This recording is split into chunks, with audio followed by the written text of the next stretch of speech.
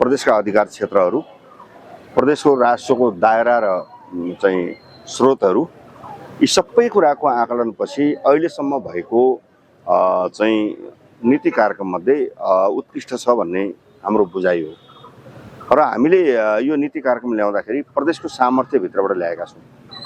तपाईहरुले सुन्नु पनि भयो होला, समन्वय गर्ने कुरा, सहकार्य गर्ने कुरा, साझेदारी गर्ने कुराहरू हामीले विषयमा अलग-अलग ढङ्गले राखेका छौँ।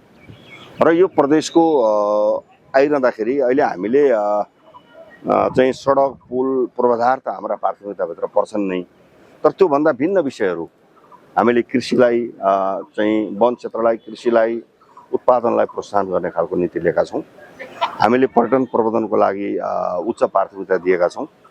हामीले जुन पहाड, हिमाल र पहाडबाट तीव्र माइग्रेसन बसाइसराई छ त्यसलाई न्यूनीकरण गर्दै कालान्तरमा यी हाम्रा भनिएका कार्यक्रमहरूलाई हामीले कार्यान्वयन गर्न सक्यौँ सबै रूपमा भने हाम्रो जनशक्ति, हाम्रो व्यवस्थापन, हाम्रो क्षमताले भ्यायो भने रिभर्स माइग्रेसन, कालान्तरमा माइग्रेसन चाहिँ पहाडतिर फर्किने, फेरि आफ्नो ठाउँतिर फर्किने गरेका नीतिहरू तर्जुमा गरेका छौँ।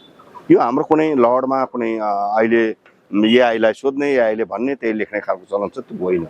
यो हाम्रा 7-8 वर्षको पर्याप्त अध्ययन, अनुसन्धान, रिसर्च, यी सबै कुराको बेसमा हामीले नीति कार्यक्रम ल्याएका छौँ। र हामीले केही टिपिकल कुराहरू पनि गरेका छौँ, जस्तो वन्यजन्तु मध्येको रेड पाण्डा हाम्रो प्रदेशको एउटा हिमाली क्षेत्रमा पाइने, उच्च पहाडी हिमाली क्षेत्रमा पाइने एउटा चाहिँ प्राणी हो। त्यसलाई हामीले त्यसको प्रजनन र त्यसको सम्प्रजनका कुरा पनि ल्याएका छौँ। हामीले जू स्थापनाको कुरा 1-2 वर्ष अघिदेखि गर्दै थियौँ। अहिलेबाट हामीले चाहिँ त्यसलाई अलिकति कार्यान्वयन गर्न लाने गरी बजेट लगानी गर्ने गरी त्यसको चाहिँ तयारी भइसकेपछि हामी गर्दैछौँ।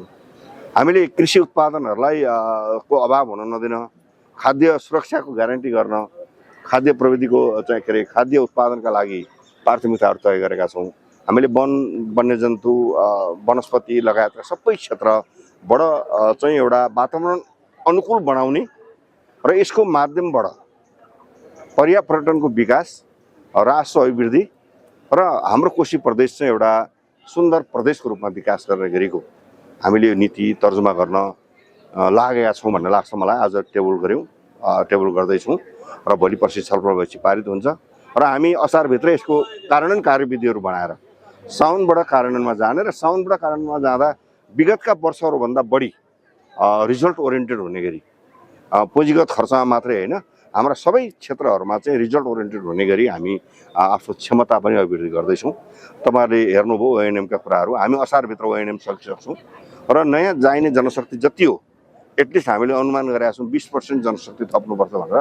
त्यो थप्ने कुरालाई पनि हामी आगामी वर्षको दशैं अगाडि नै जनशक्ति आइपुग्ने गरी हामी लोकसेवा आयोगलाई पनि तयारी गर्दैछौँ, नयाँ कर्मचारीहरू माग्दैछौँ।